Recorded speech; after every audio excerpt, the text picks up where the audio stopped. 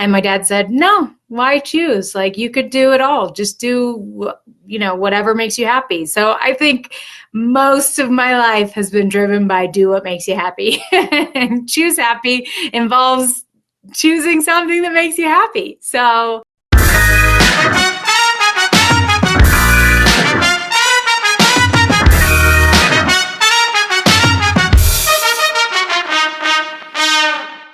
Welcome to the Funny in Failure podcast, a podcast that celebrates failure and shines the light on the emotional side of comedy, with yours truly, Michael Kahan. Today's guest is down to earth. She's humble, insightful, and incredibly positive. Taylor has a great energy about her. I love her motto, choose happy, which we dive into. It's contagious, empowering, and refreshing. This chat flew by, and I loved it. And Taylor's warm energy, it was uplifting and inspiring. She's all around great. Okay, let's get into it. Taylor Cole is an actor who is perhaps best known for her reoccurring roles in the originals on the CW, in addition to TV Land's IMPASTOR, the CW's Supernatural, and A&E's The Glades. Taylor was also a series regular in the NBC hit series The Event. Since then, she's appeared in numerous shows, including Second Chance, Ballers, Castle, 2.5 Men, and NCIS, to name a few.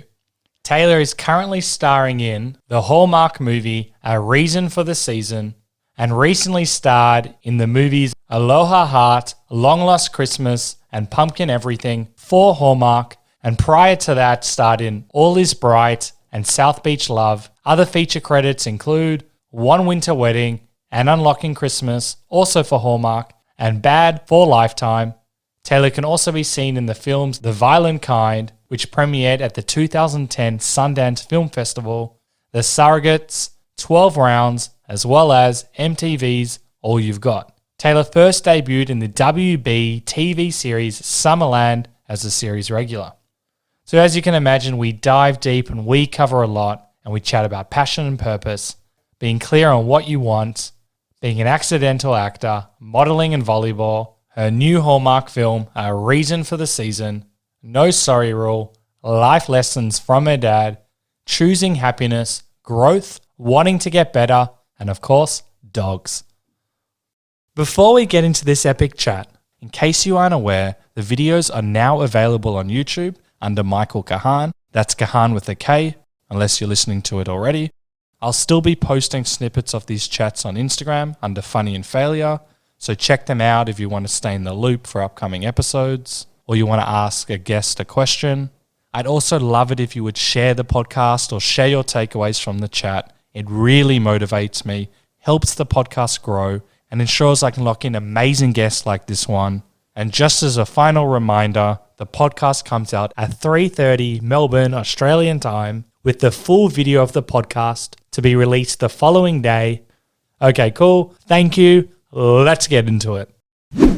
As a lot of my listeners know, I have a no sorry rule, but you also have a little story about your no sorry rule. Can you tell me about that? yes, actually my high school volleyball coach hated it when you said sorry. And he made us run lines every time. So it's subconsciously driven into me to not say sorry. And you can say ways around sorry, but do not say the word sorry. That's really interesting. What was his reasoning for it? Because we say sorry when we shouldn't, or make a mistake? Yeah, we had people, as long as you were hustling, as long as you were trying your very hardest, that's all he cared about. And, you would go for it. And if you ran into somebody because of it and you apologized for that, he did not like that. There's also one particular girl who would just say, sorry, sorry, sorry, sorry all the time. And I think he had enough. That's true. That is such a nice lesson, especially at a young age, because, sometimes we're not confident in ourselves, but to be able to say, no, you tried, that's all that matters. Yeah. I love that. Did that stay with you? Was that would have led to, I imagine, a lot of confidence as well? Yeah, for sure. There's nothing to be sorry about in this world. As long as you're giving your best and you're trying your hardest, 100% is all you can ask for. And I feel like we'll get into your career as well, but I feel like you've carried that on for your career. As long as you try, you're not as hard on yourself. Is that, Yeah, I can see you nodding. Oh yeah. I mean, my whole, I think, motto is accidentally nailing it. Most of the things that I succeed at is because I don't know what I'm doing. I don't know. I don't have a perfectionist, Oh, cool. attitude about it. So, having the freedom to fail is kind of a beautiful, like, accidentally nailing it sort of philosophy. I love that. And I also love that you're probably not that hard on yourself as well, which is also very rare in this space. A lot of people are very critical. So are you the type of person where didn't go to plan, I'll learn from it, bam, yep, that's it? Yep, 100%. Yeah, and I always take a lesson from everything. There's a reason for it. And maybe you didn't get that part, but you stepped in front of that casting director and they will remember you for the next role. Or you might not have looked like the mom that was casted. It doesn't always have to be personal. And sometimes you just suck and sometimes it was terrible and you did bad, and that's okay too. And that's a learning lesson. So I definitely try to take that, even with relationships when I was growing up, and friends and, family, all the things. It was like, you know what, this is a hard time right now. I know that there's a reason, there's a plan, there's a lesson, and I'm going to take it. I'm going to learn from it, and I'm going to grow. So I love it. You're speaking my language. You can come on 20 million more times. I think that's the best mindset, or that's the mindset that works best for me, is being able to see that not everything was just like a, inverted commas, a failure or a no.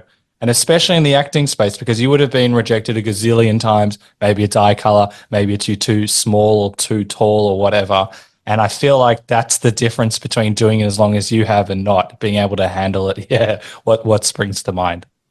Oh yeah. I mean, just auditions alone, they're rehearsals, they're practice, they're a gift in and of themselves. You don't have to book everyone, but you're getting more comfortable. You're getting to, practice your talent, your gift, what you're excited about. So really it's all to be celebrated, never to be judged.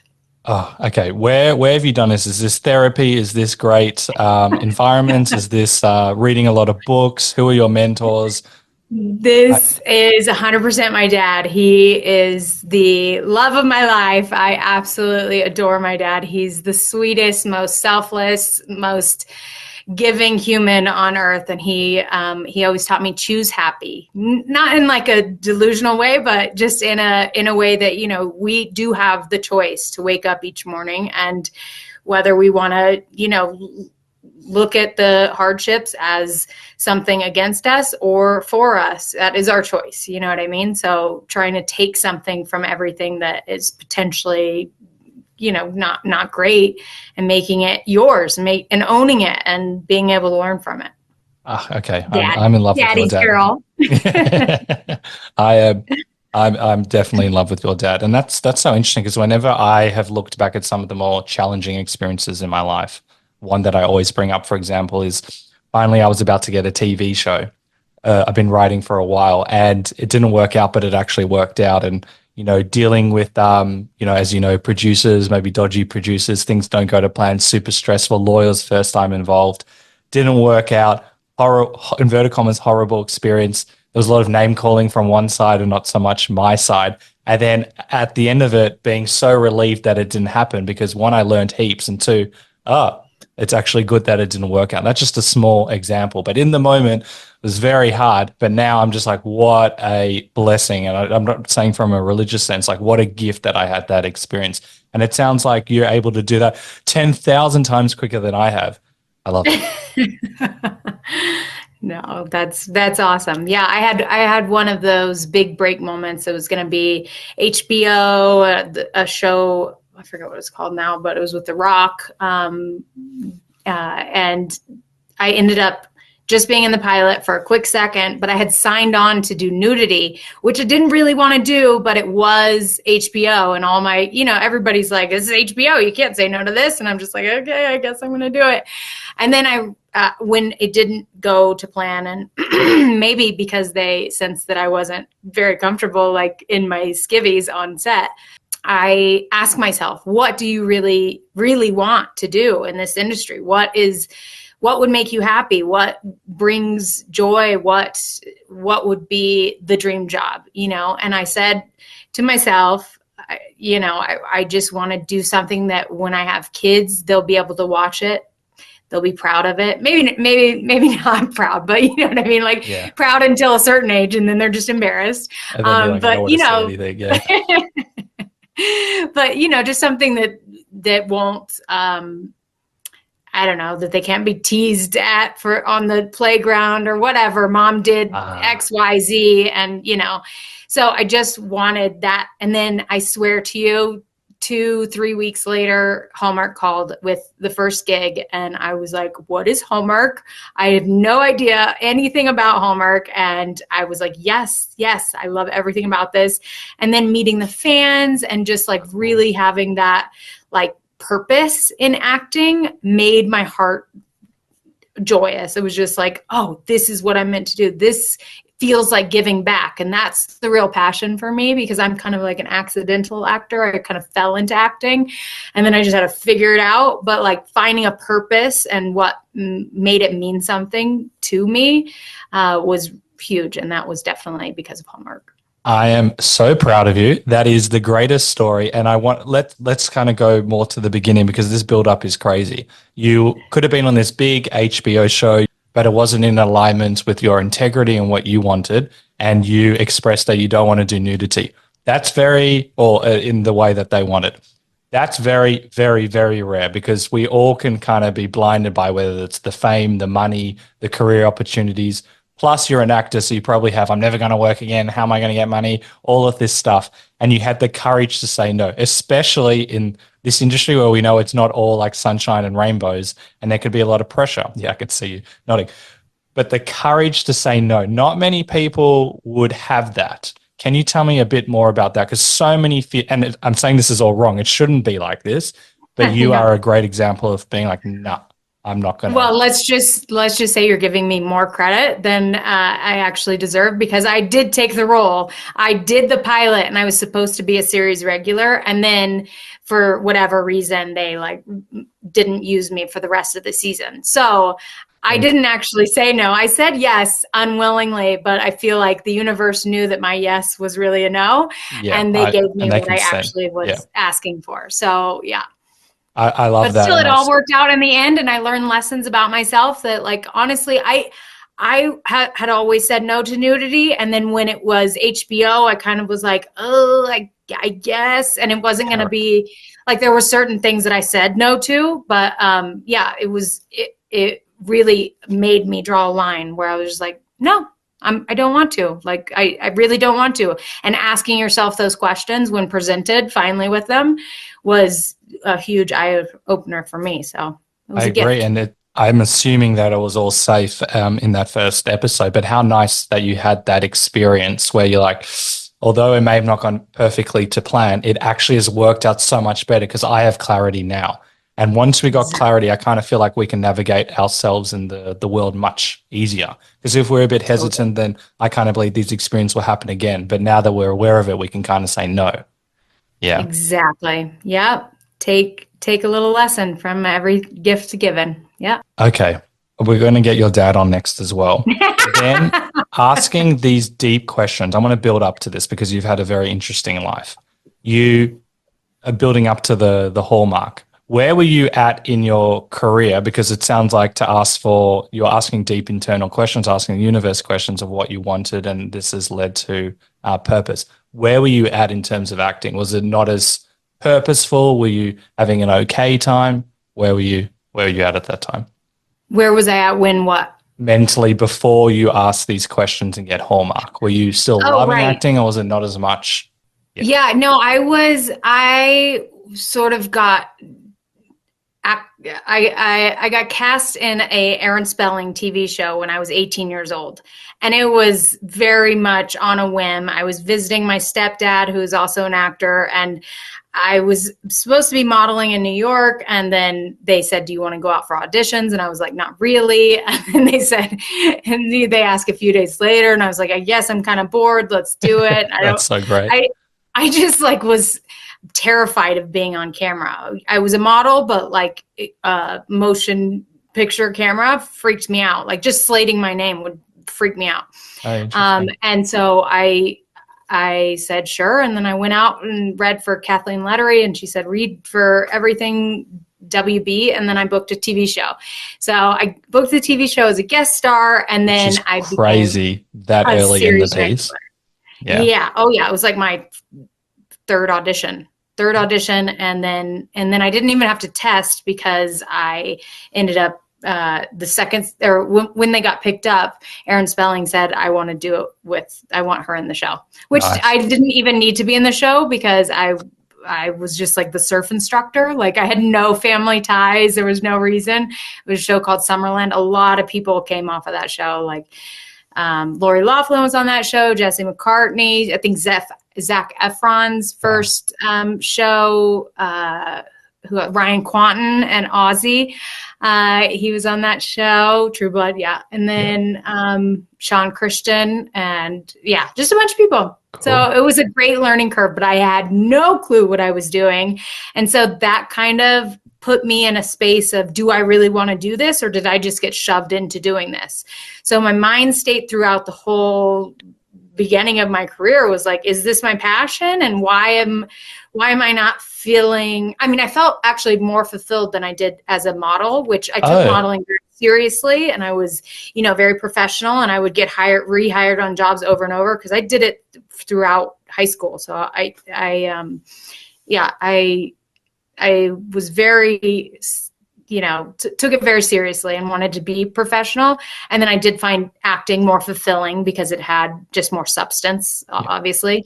But I didn't know if it was giving back to the world the way that I felt like I was called to, Nice. So that's when I started asking the questions, when I was like, am I just making stuff for people to watch, or am I bringing joy to someone, or am I making a difference, or am I sending a message? Am I bringing people together? Just all the things that I really want to do in my lifetime. So it can be really, I really appreciate that journey, but it can be really scary to even ask ourselves those questions. You're like, I've just got work. I just need to work. I can't think of anything else. But to go one step deeper and be like, no, what do I actually want to bring to the world? What actually lights me on fire? I think the quote was, acting wasn't feeding.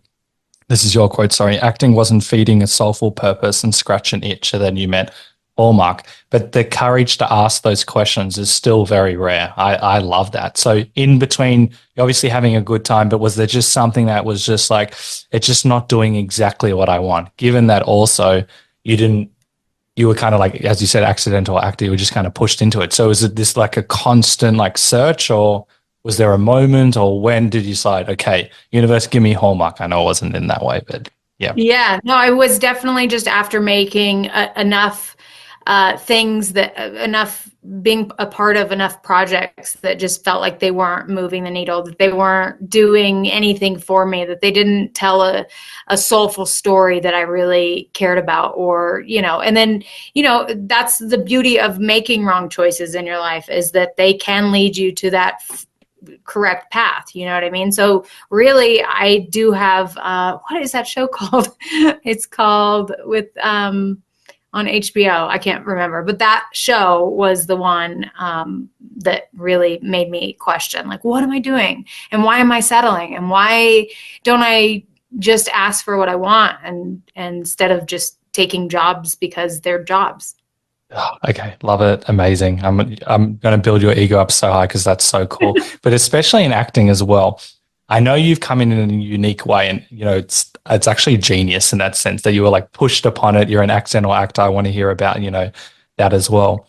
But a lot of actors, their identity is, I'm an actor. If I'm not an actor, what am I? But it sounds like acting was never like the most important thing. It wasn't the only thing that defined you. I know you liked your sports. You played golf. For people watching the video, they can see that you love video games as well, and games as well. So was there a lot as well in your life that was bringing you fulfillment at the time, or was there a stage where acting was the entire life? No, acting was just something that I was doing to pay the bills, honestly, which, some actors are not appreciative of. And, I'm curious about that. Yeah, I mean, I dated one that was like, well, you're kind of stealing jobs from people who actually are passionate about this. And I'm like, I'm not trying to. I didn't mean to. I'm not like, you know what I mean? So Yeah. finding my Stealing. passion was, yeah, I'm glad I got rid of him. Yeah. Anyway, I finding actual purpose where it felt like, I'm not in it to win awards. I'm not in it for the accolades. I don't need any of that stuff. So like, what am I doing? Why am I doing this? What makes me happy? And it really was just telling beautiful stories and hearing the reaction from the fans, like families being brought together, and just, with COVID, people coming up to me like, you saved my soul for COVID. You know what I mean? Like that was such a hard time, and all I would do is put on Hallmark, and it was my getaway, it was my happy place, it was my warm hug, it was my happy ending, and I'm just so proud to be a part of something like that. Also, it's really rare because you talk about gratitude in such a nice way, and you actually mean it, and I can see it and feel it as well. A lot of people, they might say, and whatever, everyone's got their own journey, oh, I love this job or whatever, but you are genuinely grateful, and you've been in like over 10 Hallmark films, I think, as well. But you are genuinely grateful for that experience, and you carry it with you as well. And it's so nice where, this has become your purpose and your passion, and you've used your skills in a different way. You pivoted. Acting may have not been the most important thing, and that's great. That's a great lesson for everyone. Your career doesn't need to be your entire life, but you found a way to make it work for you and help others and also get a lot within you. Amazing. I love it. Thank you. And so because it was never the number one passion, and you were kind of thrown into it, when you were doing auditions, were you able to carry that energy with you? Because I know a lot of people, when they go for auditions, I need this job, and they don't get it because they can sense that energy. Do you think that worked in your favor? I know it would have helped for the first audition, which is crazy that you got within your third audition. So is that something that like helped you as well? 100%. Me just wanting to go back to New York, to my life and my boyfriend and all the things, it was just like passing time. I did not care at all. That is what booked me the job. Nice. Because I can tell you that, because then after I booked this show, they were like, okay, now go on all these auditions because now you booked a show and now you're an actress. And I'm like, I'm an actress? Oh shit. I was just panicked. Like, everybody thinks I know what I'm doing. I have no clue what I'm doing. And I remember walking into, it was for One Tree Hill. I walked into an audition and I just felt like a fraud. I was just like, I looked at like, it had to be like 7 executives sitting in the room. And I was just like, what am I doing here? Why have I been, put in this situation? This is crazy. I don't even know. And my hands were shaking, and I just looked up and I apologized. And I was like, I'm sorry. I have to go. Like, I can't do this. I have to go. And they were all like, it's okay. It's okay. I was just like, sorry, bye. And like, so that's when I knew. I was just like, oh, I just got lucky because I didn't give one flying nothing. And then I had to get like an acting coach. I was like, I called my manager and I was like, I need an acting coach right now. I don't know what I'm doing, and I got to figure it out. Like by the time we start shooting this show. Oh no, actually I'd seen myself on, the pilot wasn't so bad because for the pilot, you're basically shooting your audition scenes. So all my audition scenes I had nailed them. I knew them. I obviously booked the role. I had the confidence. I had no problem doing those scenes. I did the pilot and we were done. Now we got picked up, and now you wait a few months till you start shooting the actual series. And then when we went to series, I was just winging it and, figuring it out. You get the script a few days before you're shooting. So it's a different experience. I'm not as rehearsed. I'm not as confident. I don't know what I'm doing. And like, it just wasn't as, anyway. So I remember watching it was our second episode because the pilot had aired, and then it was our second episode. And I remember seeing myself like walk with like straight arms, like not moving my arms when I walked, and just like, and then I'd post up in a spot, and then I'd stay there. I was like, move your hands, be normal. What are you doing? So that was hard for me to watch, but that's when I called my agent and I was like, I need somebody who knows what they're doing to teach me what to do. I love that. I know it's not the same. I did improv and I've never done any acting whatsoever. And I get up on stage like a robot and I try and like express happiness. And I'd be like, I am happy, but my arms would be like still. And they're like, Michael, you can move around and use your arms. I'm like, well, can I? How do I do that when I'm sort of acting? It was so bizarre because you move your arms when we're speaking, for example, right now. But when it comes to acting, we're like freeze up. It's so weird. Yeah. So all my acting classes was watching myself on national TV, episode 2 through 8, and just cringing every scene. Just going, I'm proud of you in that sense because one, like you didn't need to look at yourself, but you wanted to get better. And that goes back to the mentality and mindset you have. That can be very overwhelming for a lot of people. I know you said you're cringing. You might not want to do that, but you knew that to be able to do this, you would need to improve. So you actually were willing to do that. That's really scary for a lot of people. A lot of people can't look back at themselves in anything, whether it's like accounting work, they don't want to look back at it. But you actually were like, no, I want to do this. Not only am I going to learn from myself, but I'm going to call up my manager and do acting classes. Yeah. Unique. So what, it just dawned on me is how funny interviews are because I want to know about you. We're just talking about me the whole time. It's so bizarre. Anyway. Yeah, anything springs to mind you can ask. So I will make this as much as of a conversation as possible. But yeah, it's a funny game or system, whatever you want to call it. So then when you started doing acting classes, did your life kind of change? Did you learn more about yourself? Did it make acting, like how did it change your relationship with acting? I realized that no one was taking it as seriously as I needed to take it because I needed to learn how to act by next week when I was shooting this show, and everybody else was just kind of like, oh yeah, I didn't study my lines and I'm like, focus, everyone focus. Like, I need this, please. Yeah. I need to learn how to do this really fast. Everybody was just casual and, which is probably how you should learn. But I was in a panic and I was like, somebody teach me.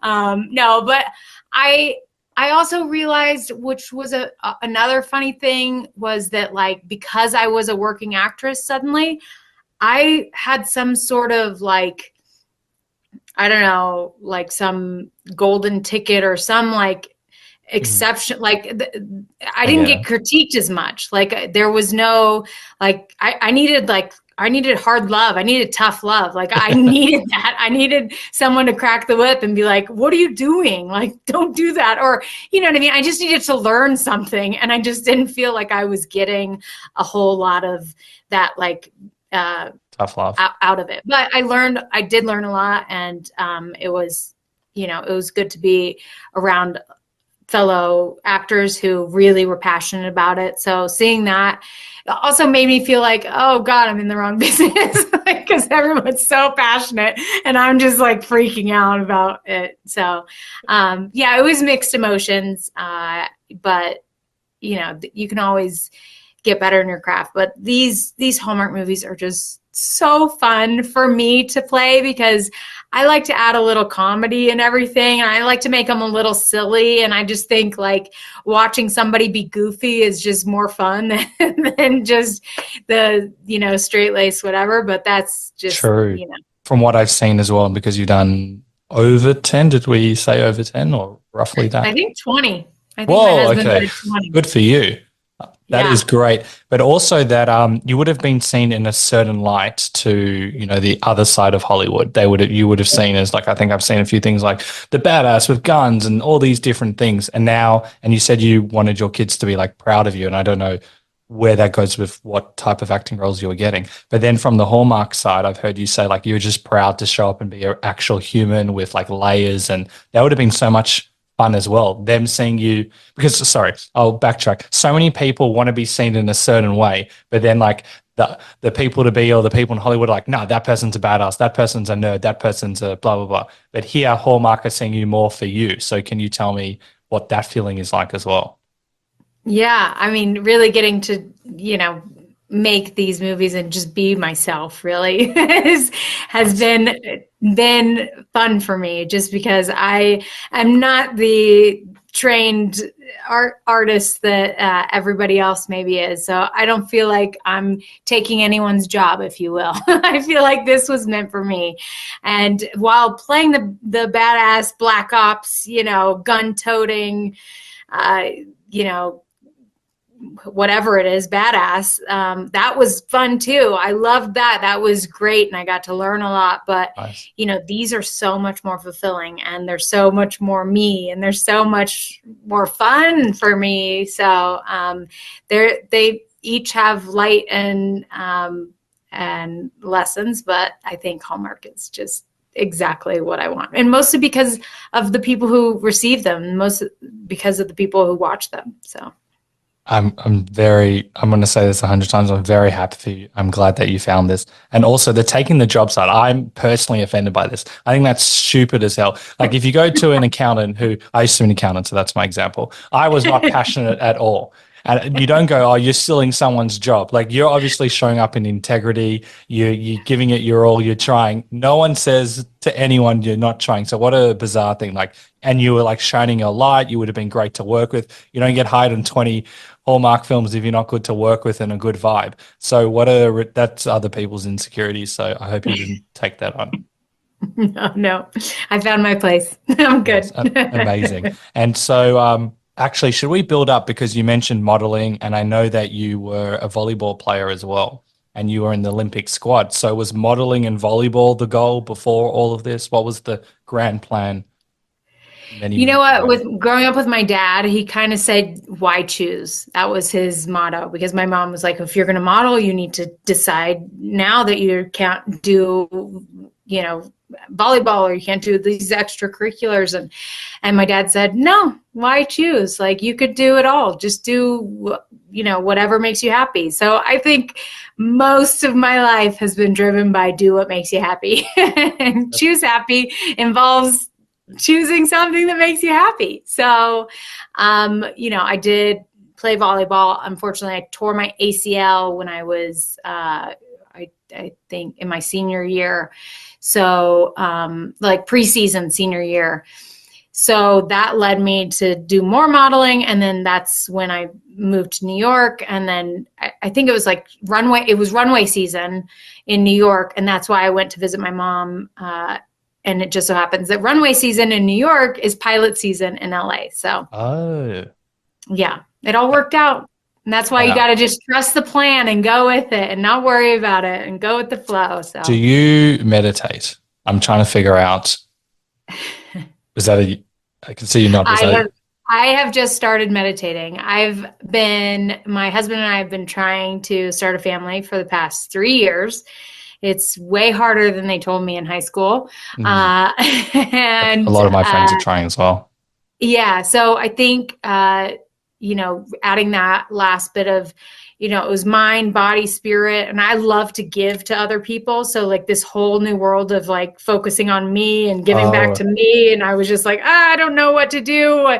So it was very foreign, like giving back to myself so much and really focusing on me. And I think meditating really helped me and calm my mind and really, but I also feel like the lessons I've learned in meditating are kind of similar to like things that I do in my everyday life, like being present and being appreciative and being grateful and being, in nature and looking around, appreciating everything. I mean, everybody makes fun of me because I won't waste any food, like psychotically won't waste any food. And I'm just like, because you got to think about like the water that came from the sky that, made that seed grow into a plant, and then somebody had to harvest it, somebody had to clean it, somebody had to pack it, get it to you, you cooked it, you like, you can't waste it, you know what I mean? Just like appreciating everything, like to the smallest, most minute level is kind of like how I feel being one with yourself and in a meditative state. Agree. You living the meditation, there's many ways to meditate. Say that again. I said, I try. Yeah. Well, unless I'm losing my mind about something like trying to get pregnant. but yes, yeah, that's exactly the goal, is trying to be present. I love that. I can learn a lot from you. Oh, I am learning a lot from you. You can go as deep as you want. We can change the subject. It's up to you. A lot of my friends are also trying, and it's also been a bit of a journey. And we've had some people on the podcast talk about, the challenges and difficulties, and then also doubts and insecurities that come up with them, which is not, what's the right word? It's not actually true, but we feel that way because we're told, like, when you're 16, if you go and you have sex with someone, you're going to have a kid. And that's not necessarily the truth. So Right. I'm sure it would have brought up some potentially negative emotions. Have you learned that you're actually okay and that, there's nothing to be ashamed of, any of that? I'm sorry if I'm projecting other people's emotions as well. No. Yeah, in high school, they said if you kiss a boy, you get pregnant. Now I'm on this journey and I'm just like, very confused.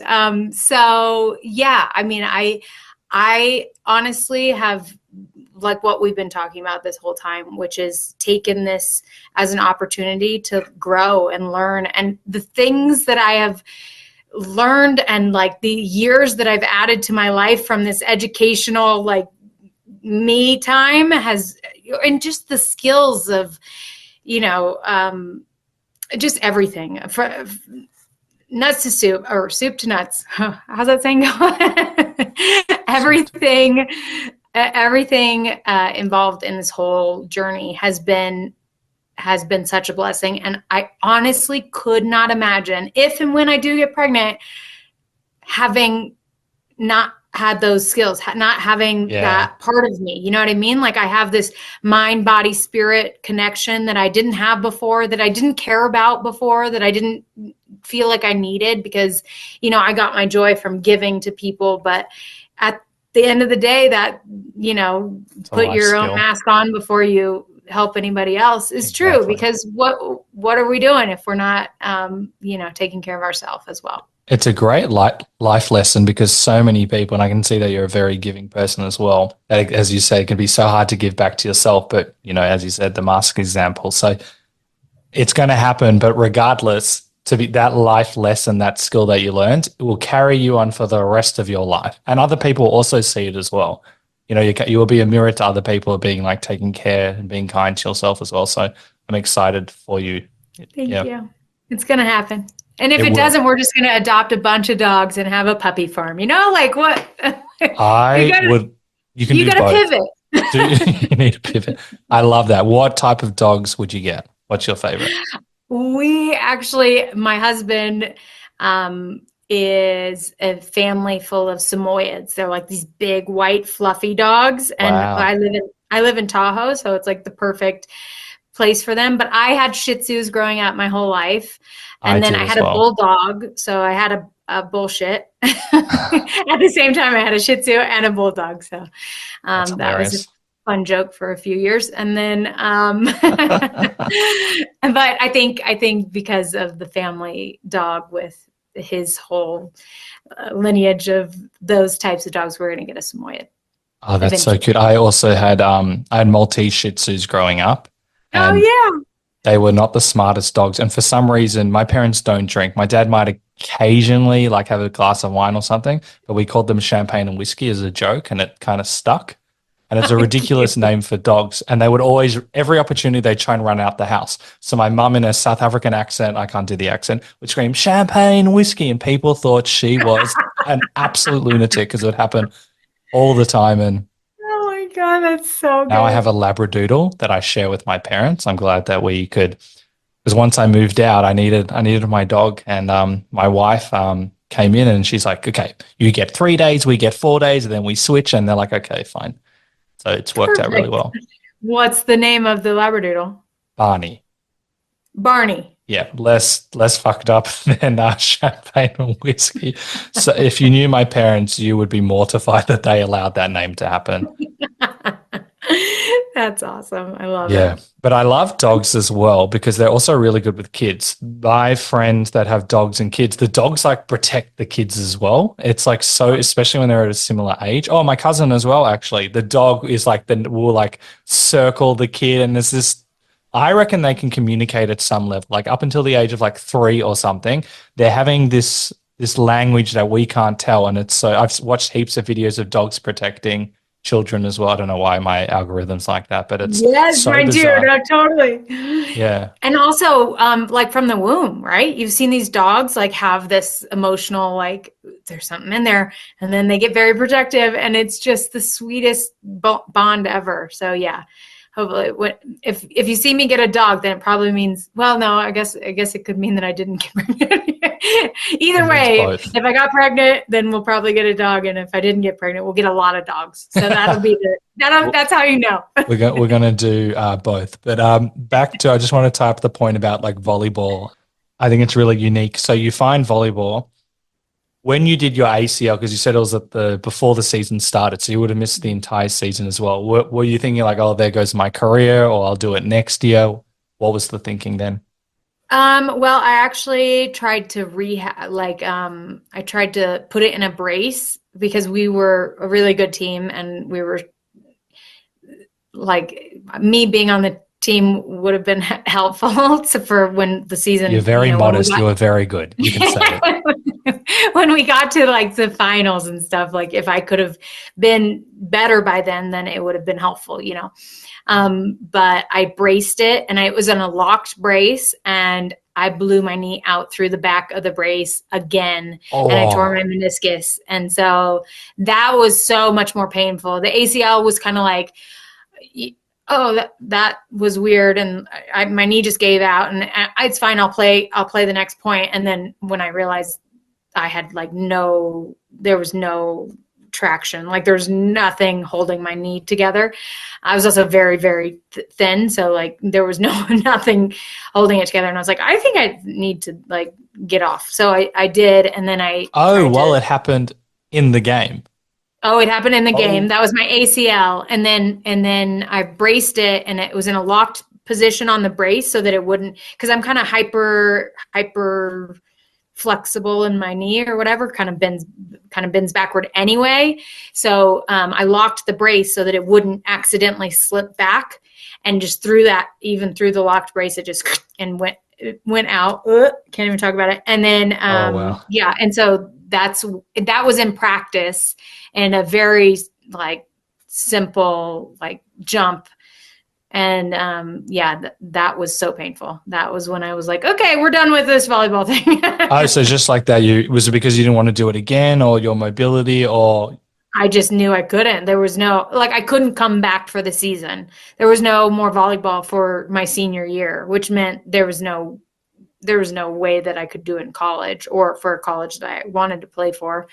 Even if if I were to play in a college team, I would have been like defense, like a defensive specialist, because I'm too short for real skilled. Yeah. Oh yeah. Yeah. Those girls are giant. But to be a model, you would have to be at a certain height. What height? I was talking about for volleyball. I know, but so I'm assuming you're quite tall, because models are quite tall. But also for modeling, I was not tall enough either for runways. So like for editorial, which is like face and clothes and all that stuff, for like a picture, I was tall enough, because you don't have to be tall for that. I mean, they still want you to be tall just so that you fit their clothes proper.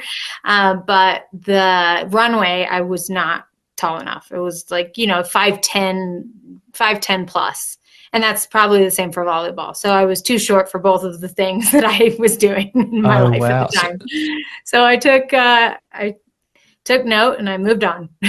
But I like your like positive mindset. I'm sure in the moment that would have been quite a hard pill to swallow, given that, you love volleyball, you're very good at it. You're in the youth Olympic team, whatever it's called. And then it goes away. I was just like, okay, on to the next one.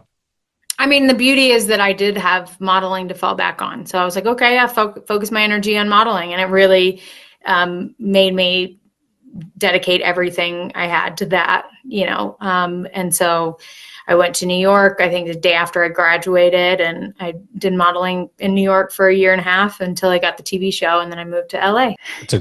And so what was the goal, or was it going back to what your dad said, just keep yourself open for opportunities? Did you think, okay, I'm going to be a model, this is my thing, or we'll see what happens? We'll see what happens. Oh, cool. I'm very much live by day to day, and setting goals of what you want to like give back to this world is a good thing, but like as far as like me goals, I haven't really. I just, my goal is to keep present and do things that make me happy. So, and I think that's worked out. Yeah, I agree. You are. Keep it up. Say that again. I said, I'm going to keep it up because I think it's working. Great. And it radiates. I think when one person lives in their power and their bliss, their purpose, it's contagious and people can see a better way. So you're a role model to a lot of people. From the modeling side, I heard that you traveled around the world as well. So you would have been quite young. Well, what was that experience like? Because not everyone gets to travel around the world, but then you're also earning money. Was that like exciting? Was it scary? What were the people like around you? Well, I grew up an only child, so I was very independent. I was modeling from a young age. So I was going to work, driving myself to work, taking off school, and really, really focused on, getting the task done and being professional about it. So traveling just made it that much more fun. It was just like, oh, we get to do this. And, we didn't have smartphones back in my day. Yeah. So, you were learning the map, you were learning the subway system, you were doing it all on your own. And to me, that was a challenge, and it was fun, and it was exciting. And it was, seeing all the places that you learned about in history books in person. That was awesome. My mom lived in a ton of different places throughout the US that had all the monuments and statues and museums. And then I think my first overseas travel was probably like 16. I went to Catholic school for like a few years in between, like for 7th and 8th grade, because our middle school was not a good option. And so my dad wanted me to like get ahead with education, and which thankfully I did, because, then you enter high school, you do your freshman and sophomore year, and you're pretty much done with high school. So, unless you want to keep going to like college courses and doing all those things. But I already had a job. So I was like, oh, good. So I just get to like sort of take this class and show up, and it's an easy, silly class. And, which it's not great, because I probably could have learned a lot more. But we don't learn anything at school. So yeah. So the fact that I had that opportunity to, focus on my career, take off classes that I knew I could easily make up, and, whatever. So, traveling, it was Australia first, and then, nice. Germany first, Hamburg. And then they didn't have great food, which I was not excited about. Get out of that. I found this gelato place that like kept me alive, but like that was not my favorite. I'm a foodie, so like I need good food. Amazing. Yeah. And then Australia, and then Italy. So in Milan. So, getting to travel and getting to see all those places. And then my dad would always come visit, which was awesome. So we got to have I had a romantic trip to Venice with my dad. Oh, that's so cute. Your dad, by the way, has reached enlightenment. He's in the Himalayan mountains. He's levitating. Wow, what a guy. And, two questions. One, this doesn't have anything to do with this. Do you know Joe Dispenza? You kind of remind me like of embracing his, Joe Dispenza is just a guy about like how what you believe is kind of what your life is, and a lot about mindset and belief systems. And it feels like you've learned a lot from him. But anyway, that's another compliment. I won't give too many more. I'm so bad with names, so I probably do know of him, but I just don't. He's for everyone listening, he's remarkable. I think kind of his story was that he I don't know well enough people can Google it, but I don't know if he was in an accident and he broke his spine and they said he'd never walk again. And I think he went to he said to each vertebra while he was lying in bed, you will work, or something like that. You will work. And so each day worked at one vertebra at a time. And then eventually he was able to walk, and now he's kind of an expert in the space. Anyway, you remind me of that. That's amazing. How did you get discovered as a model?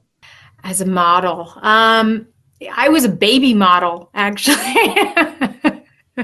My mom had me baby modeling, which I had no hair. I had zero hair on my head. So I'm not sure how they got away with that, but I was a baby model. And then I stopped modeling. I kind of like started modeling, and then I had to stop for Catholic school, because in Catholic school, you can't get out of school unless your like limb is falling off or something. Oh, really? Yeah, there's no excuses, no getting out of school. So then I went to high school, and in high school I could pick it back up. But I don't know that I like had a break or like somebody found me. I think it was just you basically take Polaroid pictures, and then you go to different agencies, and they take your picture, and if they like your look and your height and your dimensions, then they'll represent you. And then if they represent you, then you go out on auditions, and then show your book and your work to people, and then they hire you if they like you. So that's very. And I worked for like J.C. Penney's and Dillard's and all the like catalogs. So it was nonstop work. It was never ending. It was just like continual. I also worked for this. What was it called? Gadzooks. It was like a store in the mall. It was kind of like Spencer's meets like Wet Seal. Like, I don't know if you know any of this. My wife will be loving this part. She loves this stuff. Yeah. So anyway, I was working with Gadzooks a lot, like every year, and they would have ads in all the magazines. And so that was difficult navigating in high school, because everybody wants to poke fun at you. And I was just like, oh, really? On a big poster in the mall, and like in my swimsuit, and it was. Wouldn't that make you like the most popular person? Like what? Because you would have had like girls that were jealous or guys that were jealous and a lot of attention. So was that hard to navigate? Like, were you cool? Was it embarrassing? What was the it feeling? was so embarrassing, because I my whole life have just been like, I just want to fly under the radar and like not be like, I don't want attention. I just get so nervous, like attention, which is so crazy, because now I'm an actress. Like this is our job. My job is to sit here and talk about me. Like I can't think of anything worse. You're doing a great job. You're so sweet. But but in high school I was friends with everyone. So I have like best friends, or 4 best friends. But I was friends with everyone. There was nobody that I didn't get along with. And I just love people. So, or just, I honestly, because everybody always asks, like, how do you find chemistry with your co-stars? Or how do you, what if you don't like your person that you're doing the scene with? How do you find chemistry? How do you find that moment? And really, like, at the end of the day, like, you can find something that you like in somebody. You can find something admirable. You can, whether it's them talking about their kids or the way they tuck their kids into sleep, and gosh, what a good dad. And just finding some sort of beautiful thing in a human. Like, everyone is beautiful in their own way. And I think that that's what made me friends with everyone. I just found people to be beautiful. They're just a new soul that you could be friends with. I don't know. I love this on 10 layers. And we're not going to talk about politics whatsoever, but with politics, it's if you're this, you're that, or if you're this, then you're that. And I hate the divisiveness, and we have it all around the world, and it's not real to me. Just because you believe in one thing or 2 things, you probably believe 90,000 things with the other person. And what I do, because sometimes I get sucked into the game, I will go, what are actually 3 good things about this person? And often you'll find more than 3, but in the moment, sometimes it's hard. And you're like, oh, okay, they're a normal human being. They might just have different belief systems or go about it differently. But most people that I've met, and hopefully it's the same with you, they all want the world to be a better place. They just go about it differently to me. So having that mindset will actually change everything, because you see the world in a much more positive light, whereas a lot of people are so like, oh, they're this and that. So I think it's actually something that would change one's entire life, and it's changing my life, realizing we're all human, we're all trying our best. Love it. Yeah. And also just thinking about the people who are hurting and the people who say nasty things and the people who aren't your favorite, visitor in the household or whatever it may be. Think of what they're going through. Think of the things that they haven't processed or, had to really deal with, and if they had a bad day, or like just putting yourself in like a potential scenario that might have made them the way that they are, you know what I mean? So it's like have a little bit of empathy with everyone, even if they're coming at you in a way that is disrespectful or rude or whatever.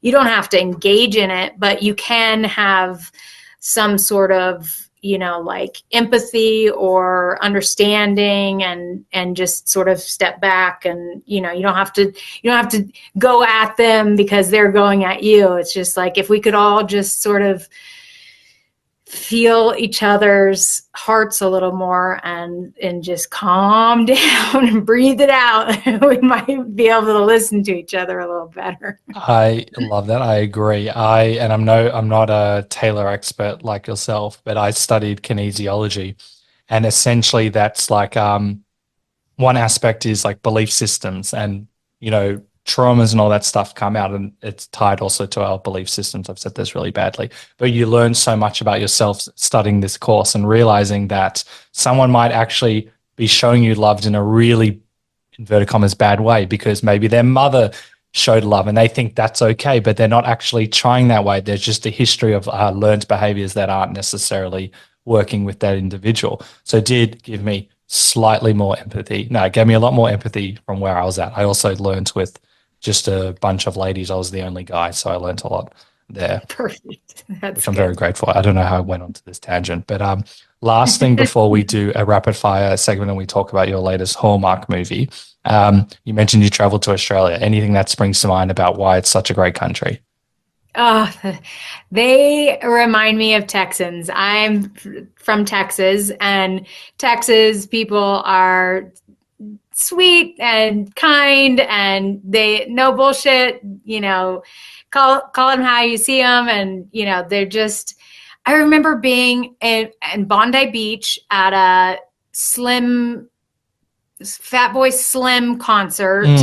And I went to the bathroom, and somebody had I was like walking to the bathroom, and somebody like stepped back. I mean, it's a concert filled with people, and they like bumped into me, and he turned around and with the most genuine like apology just said, "I'm so sorry." And I was like, we're at a concert with so many people. The fact that you like backed up and stepped into me, like, and you're apologizing so genuine is like the reason why I love Australians. They're just awesome. They're just soulful, good, real, down to earth, grounded individuals. I just love. And then, I mean, how could you not be in such a beautiful place? So that was also nature and just honoring it. And I dated Ryan Quanten, he was on Neighbors.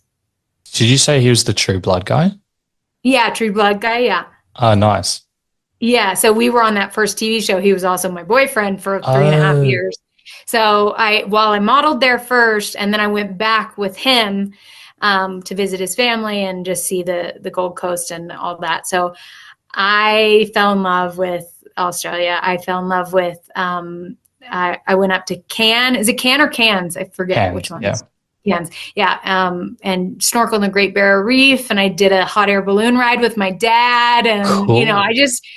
It did as much as I possibly could. Oh, you know what else I loved about Australia was, I feel like I got there and there was like 3 days, like I got introduced to everybody. And then they were like, all right, so next week is like holiday. And I was like, okay, like what day, what day of next week? And they were like, no, the whole week, like the whole week is holiday. And I was like, what? This is amazing. So I really loved that. I loved the like balance of work, play, and just, it felt like it felt like no one was trying to keep up with the Joneses. Nobody was trying. It was like the pursuit of happiness. It really was genuinely just like living life and appreciating everything around you and soaking in the sun. Like it was just awesome. Just everything about it. I'm going to call Do you tourism. agree? You said it much better than I would have. I'm not always like that, but I'll take it. I'm going to call Tourism Australia and you can work for them because my goodness, I have not heard that. Cool. You are also in another Hallmark movie, which I've heard good This things was about. also 20 years ago, so I don't know. Is Australia the same? We'll just pretend it's the same. Not everyone's like that, but obviously, you know, there are some people like that. You're also in a new Hallmark movie, which is out. Can you tell me about it? How people watch it? They watch it on the Hallmark channel. Tell me about your experience. You've already sold Hallmark so well. So yeah. Well, that is glad we got around to it because that's why I'm wearing this silly hat and this very vibrant pink shirt because I play a character called her name is Evie Lane. She's very privileged. She grew up in a world of a lot of money and wealth and chauffeurs and everything you could imagine taken care of for her. So she's kind of having like a little hard time finding her passion in life because she's just been handed everything. So her mom takes it upon herself to kind of give her a challenge that might make her, you know, think a little bit more and give back a little bit more and really connect with people. And it sparks a joy and a passion. And it's just the greatest gift her mother could have ever given her when at first she thought it was absolutely torture and just nothing that she wanted any part of. So the comedy and the juxtaposition of that whole world was fun to play with because, you know, she's coming from a different planet and into this wholesome, beautiful, you know, kind little small town. So that was really fun to play. And I think it'll be fun to watch.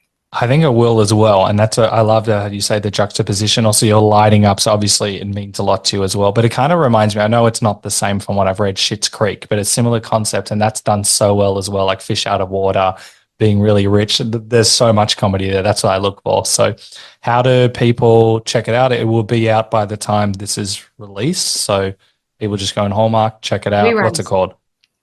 A Reason for the Season. Reason for the Season. I'm going to watch that one. I'm very proud and very happy that you got that. Anything on that before we do a quick rapid fire segment? I think you've sold it very well. I will say that my husband, when I first got the script, I was, you know, excited and couldn't wait to play it. And he said, so what's it about? And I told him the storyline. He goes, so Billy Madison. And I was like, yeah, it's kind of like Hallmark Billy Madison, totally. So I get to play Billy Madison, just a little more educated. Yes. Just a little. Oh, that's so great. Imagine Billy Madison replaced with you. That would be such a funny and different movie. Amazing. Yeah. What we're going to do is a very quick rapid fire segment to wrap up the podcast. Okay. So the first I'm not very good at this, just so you know. That's fine. I'm not going to comment on them because I'll derail them. Ready to rumble. Okay. I'm not very good at this because I'm a kind of why choose kind of person. So I'm like, usually I'm like both. Well, and then I'll justify my answer. So good luck. That works for me. What does golf do for your soul? Oh, golf makes me happy. I'm in nature and, you know, having a little bit of a competitive, but with myself, nature helps just get better every day. And enjoy the moment. My wife wanted me to bring this bit up, and I know nothing about golf, and she doesn't like sport at all, but she only likes golf for the outfits. So I feel like that's also, Oh my gosh. Well, I was always dressing like a 90-year-old man. And then I finally realized, wait a second, I can wear cute things like knee-high socks and cute little skirts. And I can make this. So that has become a whole new thing in and of itself. And, there's brands out there. They've sent me different outfits, which is so fun. Yeah. Soak 'em. They are gorgeous, gorgeous items. So it's pretty good. Cool. I'm glad that you get that. What are you most proud of? Well, when I first moved to Tahoe, how rapid fire is this supposed to be? As rapid as you want it to be.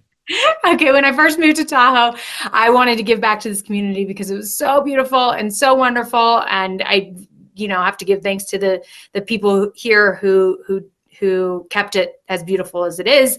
And so I thought, what could I sign up or be a part of or be on the board of that would make the most impact for the people who live here? And that was the Boys and Girls Club. So I joined the Boys and Girls Club. I became a member of the board. And one of the first meetings I was in, they said, should we go ahead and start building this new building? Anyway, cut to, at the end of that meeting, I said, you know what? This sounds a lot like a Hallmark movie, and Hallmark movies always have a good ending. So we said yes to the building, and then we built the building. So short answer is the building for the Boys and Girls Club here in Lake Tahoe. That was my next question. I'm glad that you can read my mind. What is it? What is it? What is the building? No, the Boys and Girls Club. Oh, the Boys and Girls Club is a basically after school program where kids go and they can learn. I mean, they have STEM programs, so they play with robots. They have arcade. They have video games. They have homework stations. They have kilns like for art class. They have just a ton of extracurricular, really cool learning opportunities that are more, day to day, if you will, more that you would use in a like sort of a Montessori, but you know what I'm saying? Like I went to Montessori.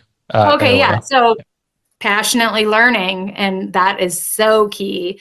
And so everybody in the community uses this, from the doctors, because if you have a full-time job, like what are you doing with your kid and how can you ensure that they're in a safe place? And so this is that, and it's all across the US. They don't have them. It just might be a different name, but are these like learning centers? Not quite in the detail that you put it. I'm not aware of that, maybe because I don't have kids. But I love it. Yeah. But because it's called Boys and Girls Club of America. So yeah, probably not. But anyway, they're far and wide all over. And of course they range from whatever amenities and funding that they can afford. So there's not as nice ones. And then there's the one that we built, which happens to have really great learning opportunities. And I just think focusing on our kids and our youth is so important because they're our future. These are not short answers at all. No, I love it. I love your passion. It's important. I believe that I'll put it up. There's a link in your Instagram bio, but I'll put it in the episode notes as well so people can check it out. Last two, what would you do if you knew you could not fail? I am currently trying to I'm trying to throw an event with St. Jude. So a charity event, and it involves golf, and I would be the host. So I am signing on to do it, but I'm terrified because that's a lot of people and a live stage, and I'm just so silly. I don't think anyone will take me seriously. I really hope that I have the courage to just not fail. I think that you will do great, and I think your personality will shine through in that's what people want. It doesn't need to be so serious. I think that's great. Good. Any advice you want to give to people who want to try something different or new, but perhaps a bit fearful of doing so? Yeah, ask yourself those questions. What do I want to do? Why do I want to do it? What's the what really helped me was when I was going through a rough time and I was spiraling and I get in my own head. Somebody told me something really important, which was if you're going to spend time thinking about the worst case scenario, spend equal time thinking about the probable scenario and the best case scenario. So however much time you could spend thinking about how bad it will go. But if you spend the same equal amount of time about the probable outcome and the best outcome, that you will balance your brain. So, I think those things, keep in mind, like, don't let your fear run you. Like, it's probably going to be okay. And there's no reason not to try. I love it. Thank you so much. Before we go, how can people follow you and keep up to date with you?